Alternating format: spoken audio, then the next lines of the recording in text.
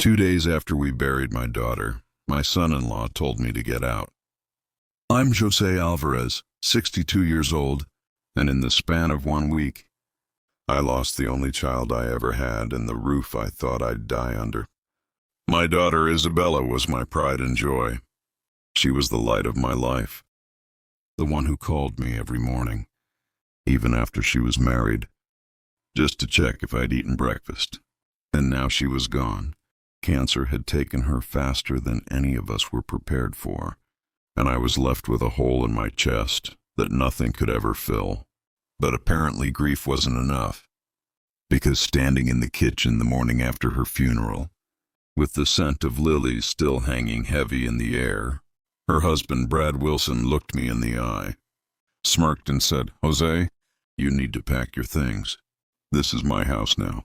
I thought I misheard. I laughed nervously, still holding the mug of coffee I'd made. The same mug Isabella gave me 10 Christmases ago with "Best Dad Ever" printed in fading red letters. But Brad wasn't joking. He waved his hand around like a king surveying his castle, pointing at the granite countertops, the chandelier Isabella had chosen herself, the photographs of her smile that still hung on the walls. "All of this," he said, "is mine. You can't just keep staying here like some squatter." That word squatter hit harder than any punch. I'd lived in that house for 25 years. I'd paid the mortgage when Isabella was still a teenager, when Brad was just the guy she swore was different from the others. I fixed the leaky roof. I built the deck out back with my own hands. I planted the roses that bloomed every spring. Squatter. But Brad wasn't done. He leaned closer, lowering his voice like he wanted to twist the knife. "You think just because you're old and pitiful, I'm gonna let you sit here rent-free? No, Isabella's gone. Time for you to move on too.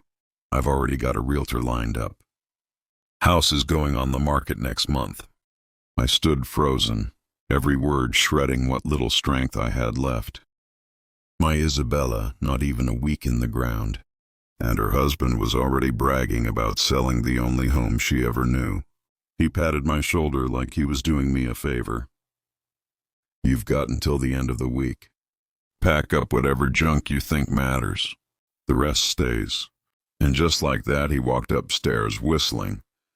That night I sat alone at the kitchen table, staring at the dark window where I could almost see Isabella's reflection smiling back. My chest hurt with a grief so deep it felt like drowning. But beneath the grief, something else stirred. Anger.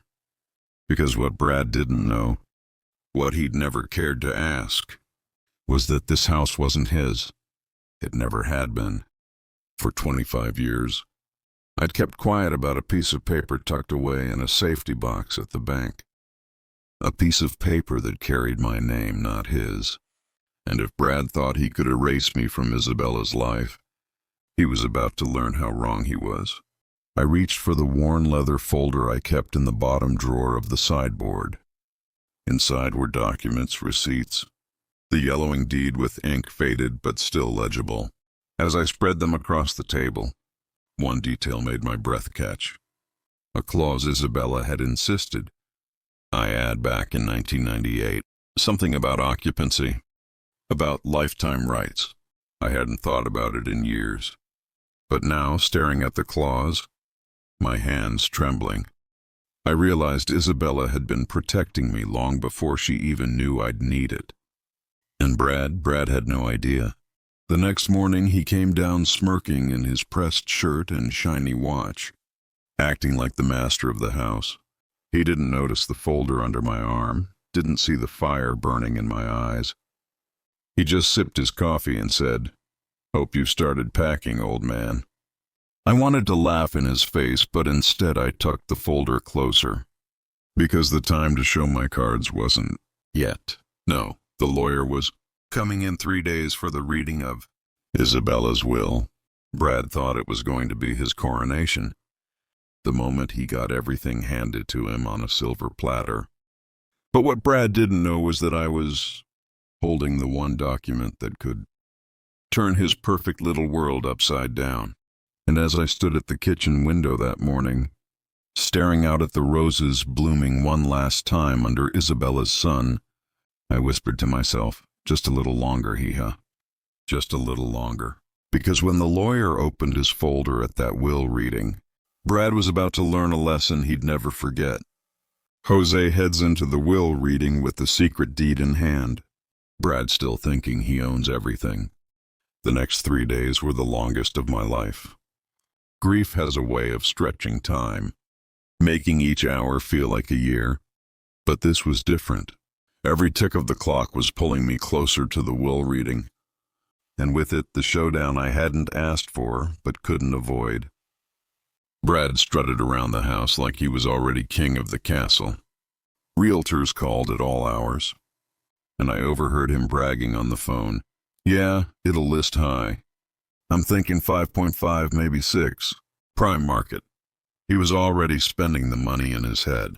New cars, business ventures, vacations. Not once did I hear him mention Isabella. That's what cut deepest. She hadn't even been gone a week, and her memory was already being shoved aside, bulldozed under greed. Every time I walked past her favorite chair in the living room, I swore I could still see the indent from the nights. She'd curl up with her tea and books. Brad didn't notice, didn't care. The only thing he cared about was showing me the door. I kept my folder close, tucking it under my pillow at night, checking it twice before I left the house. That deed was more than just paper. It was Isabella's voice reaching out from the past. The proof that her husband didn't know everything after all. But part of me was afraid. What if I was wrong? What if the clause I remembered didn't mean what I thought it did? What if Brad's lawyers were stronger, faster, louder? I almost broke down the night before the will reading. I sat at the kitchen table, lights dim, staring at the deed. My hands shook so badly the paper crinkled. I whispered aloud to Isabella like she was still in the next room. Mija, did I misunderstand? Did I imagine this was for me? Silence. Just the hum of the refrigerator. The occasional groan of old wood in the house I built. Then my eyes fell again on the line. Lifetime occupancy. Rights reserved for Jose Alvarez. And I realized I hadn't been imagining anything.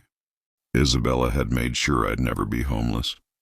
She'd given me a shield, a piece of her love written into the bones of this house. The next morning, the lawyer arrived. His name was Michael Turner, a tall, gray-haired man who'd been with the family for decades. He shook my hand firmly, his eyes soft with sympathy. Jose, I'm so sorry for your loss. She was extraordinary. Brad rolled his eyes behind him. Yeah, can we just get this over with? I've got people waiting. Michael's jaw tightened, but he nodded. We'll gather in the living room. Relatives trickled in, cousins, an aunt or two, people who hadn't visited. Isabella once during her illness, but now showed up with hungry eyes, waiting for their slice of the pie. They whispered behind manicured hands, glancing at me like I was a ghost haunting my own home. I sat in the corner, clutching the folder under my arm. Michael cleared his throat. We're here to read the last will and testament of Isabella Wilson. The room quieted. Even Brad leaned forward, his grin sharp. Michael began reading, his voice solemn. He spoke of Isabella's wishes, her gratitude to family, her requests for donations to the hospital that cared for her. Then his eyes flicked to me before continuing. To my husband, Brad Wilson, I leave. Brad's smile widened.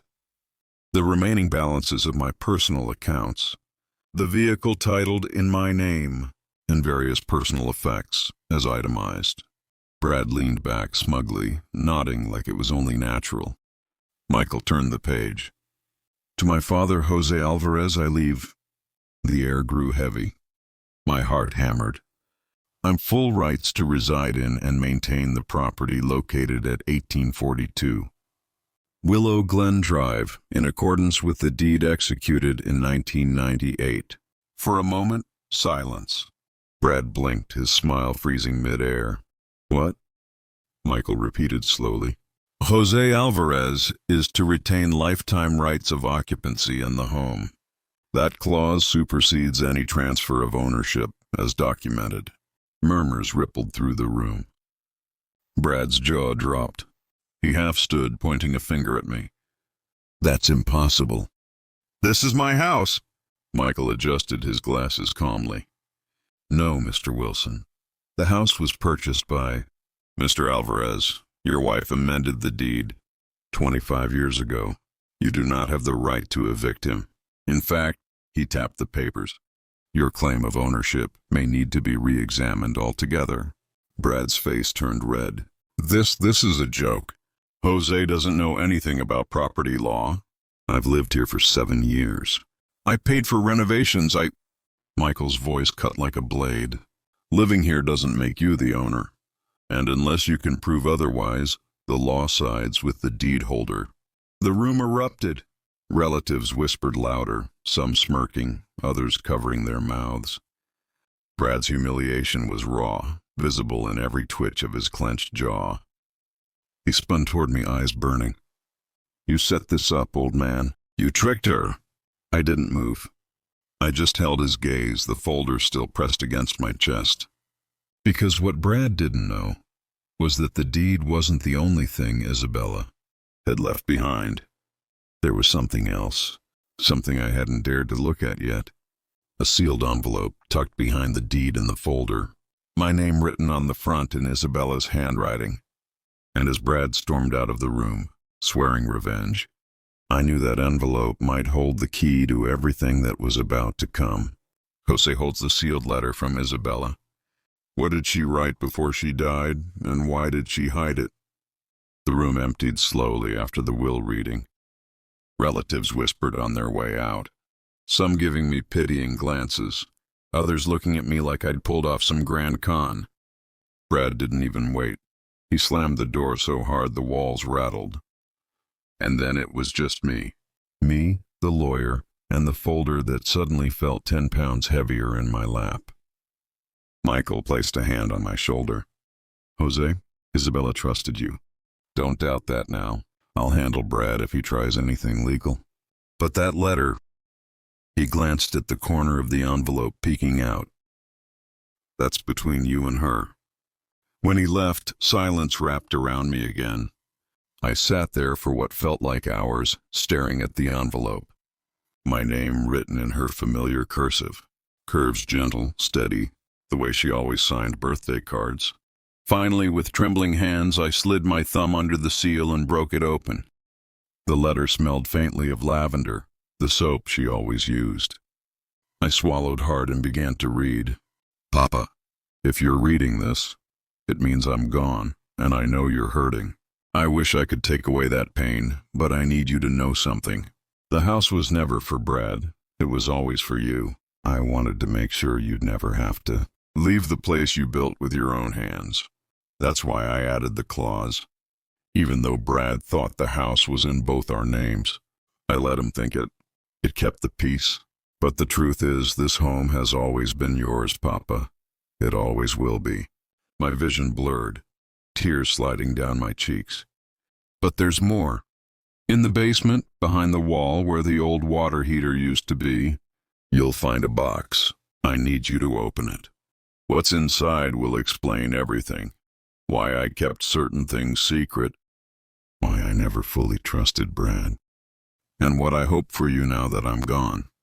Please, Papa, be careful.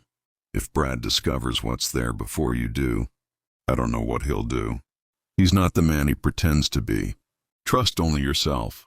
And remember, no matter what happens, you are the best father a daughter could have asked for. I love you. Isabella. The letter slipped from my hands onto the table. My breath came fast, shallow. A hidden box. Secrets she never shared. Brad. Not the man he pretended to be. I wiped my face and stood. My knees cracked, but adrenaline pushed me forward. I knew the spot she was talking about. Down in the basement, behind the wall. I'd patched that wall myself after the heater leaked 20 years ago. I grabbed a flashlight and headed down the creaking stairs. The basement smelled of dust and concrete, the kind of damp air that clings to old houses. My light swept across boxes of holiday decorations, jars of screws, tools from decades of repairs. Then I stopped at the wall. The paneling was old, water-stained, but I could see where the plaster didn't quite match. I ran my hand across it, found the seam, and pressed. It gave slightly under my palm. I pulled a hammer from my toolbox and started chipping away. Dust filled the air, flakes of plaster falling like snow. And then, hollow. My hammer punched through to empty space. I pulled back more pieces until I saw it. A small wooden chest, tucked into the cavity, sealed with a rusted latch. My heart hammered harder than my hand. I pulled it out, set it on the workbench, and flicked the latch open. Inside were bundles of papers tied with string. An old photograph of Isabella as a teenager, standing next to a man I didn't recognize. A man who wasn't me, and wasn't Brad either. And at the very bottom, a bank book. I flipped it open. The balance made my stomach drop. 2.4 million. And next to the account name, joint account, Isabella Alvarez and Jose Alvarez. My name. I staggered back, nearly dropping the flashlight. She hadn't just protected me from losing my home. She'd left me a fortune I never even knew existed.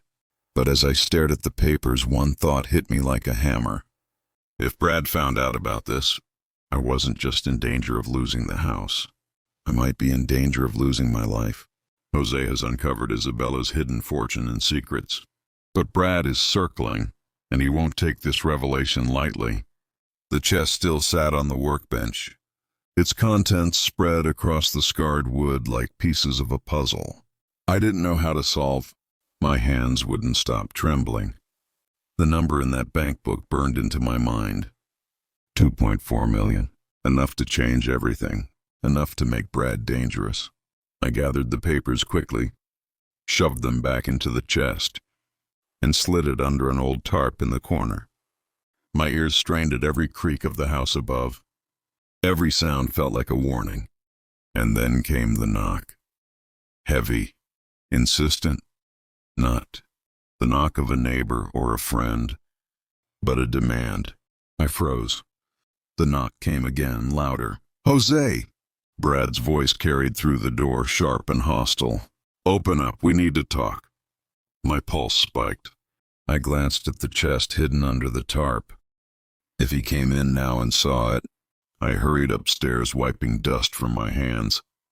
By the time I opened the door, Brad was already red in the face, pacing on the porch like a man about to explode.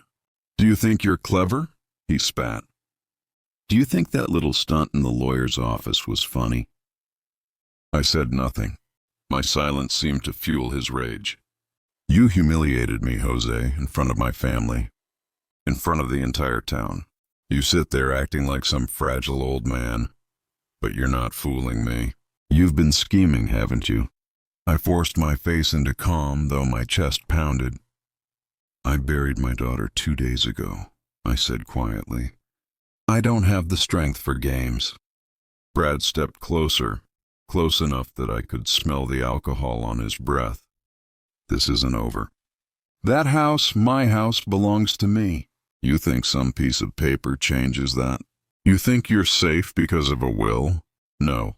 I'll drag you through court until you're broke, until you've got nothing left but the clothes on your back. I met his eyes. Isabella didn't want you to have this house. You need to accept that. For a second, I thought he might strike me. His hand twitched. His jaw clenched. But instead, he leaned in and hissed, I don't care what she wanted. Dead women don't decide who wins. I do. He turned and stormed down the steps, but not before throwing one last threat over his shoulder. And I'm going to find whatever you're hiding. Trust me, when I do, it'll be mine. The door slammed shut behind him as I locked it. My knees gave way and I slumped against the wall. He knew, maybe not everything, but enough to sense there was more to this than just a house. I hurried back down to the basement, double-checking the tarp. The chest was still there, but for how long? Brad wasn't bluffing. He'd dig. He'd search. He'd tear apart every wall in this place if he had to. My eyes fell back on the photograph in my hand, the one I hadn't managed to put away, before Brad's pounding interrupted me. Isabella as a teenager, smiling beside the stranger. A man whose face I couldn't shake. I turned the picture over. On the back, scrawled in Isabella's handwriting, were 4 words. Ask him about Brad. I stared at it until the basement lights buzzed and flickered above me. Who was this man? What did he know about Brad? And why had Isabella kept this secret buried, with $2 million in a hidden account? I stuffed the photograph into my pocket, heart hammering. One thing was clear. Brad wasn't the only danger. The stranger in the photograph might hold answers that could shatter everything. Jose has evidence pointing to a mysterious man from Isabella's past, someone tied to Brad's secrets. Meanwhile, Brad is circling closer to uncovering the hidden fortune. That night, sleep was impossible. Every creak of the house sent me upright in bed, convinced Brad had broken in. I kept the photograph in my pocket like a talisman, fingers brushing the edges whenever fear threatened to choke me. At dawn, I brewed coffee I couldn't taste and stared at the stranger's face in the picture. His arm rested on Isabella's shoulder, protective, almost fatherly, yet not me. His smile was easy, but his eyes, sharp, watchful, and those 4 words written on the back, ask him about Brad. Why would Isabella tie her husband's name to this man? I couldn't ignore it. I dug through old boxes stacked in the attic, pulling out albums, letters, report cards, every scrap of Isabella's childhood I'd kept. Hours passed in dust and shadows until I found it. A folded piece of paper tucked inside her high school yearbook. It was a letter. Faded ink, the handwriting hurried. Isabella, I wish things were different. If he ever hurts you, remember what we talked about. Trust your father, but never let Brad know about me. One day the truth will matter. The same man. The pieces twisted in my mind, jagged and incomplete. Isabella had secrets she never shared. Secrets she tied directly to Brad. I needed help. I couldn't do this alone. The next morning, I visited Michael, the lawyer, under the guise of asking about the will. Once his assistant left the room, I slid the photo across his desk. Do you recognize him? I asked. Michael's expression stiffened. His lips pressed into a thin line. Jose, where did you get this? I hesitated. Isabella left it for me. He exhaled slowly, rubbing his temple. That's Anthony Marquez. He used to work for Roland Financial, back when Isabella interned there in college. Anthony Marquez. I repeated, the name heavy on my tongue. Michael leaned closer. Listen to me carefully. Brad despises that man. Always has. If Isabella told you to ask Anthony about Brad, then you'd better find him before Brad does. Because if Anthony's still alive, he's carrying secrets that could bury Brad Wilson for good. I left the office with my pulse pounding, clutching the name like a lifeline. But as I pulled into my driveway, dread seized me. My front door was cracked open. I rushed inside. The living room had been torn apart, drawers pulled out, cushions slashed, pictures ripped from the walls. The basement door stood wide open. I sprinted down the steps, nearly tripping. The tarp lay crumpled on the floor. The chest was gone. My stomach dropped to the ground. Brad had been here. He'd found it. I spun around, hands shaking.